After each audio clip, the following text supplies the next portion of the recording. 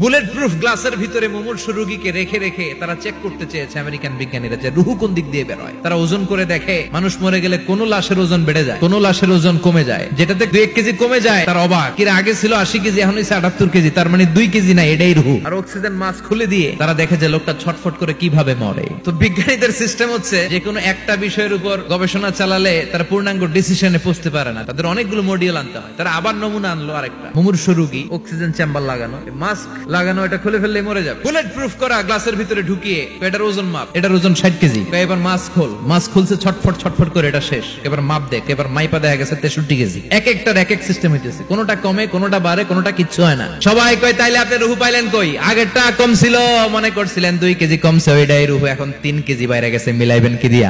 আল্লাহ ডেকে বলে, গোলাম কিয়ামত পর্যন্ত একটার পর একটা গবেষণা করতে পারবি, মাগার রুহু খুঁজে পাবি না। চিল্লায় বলেন ঠিক কিনা?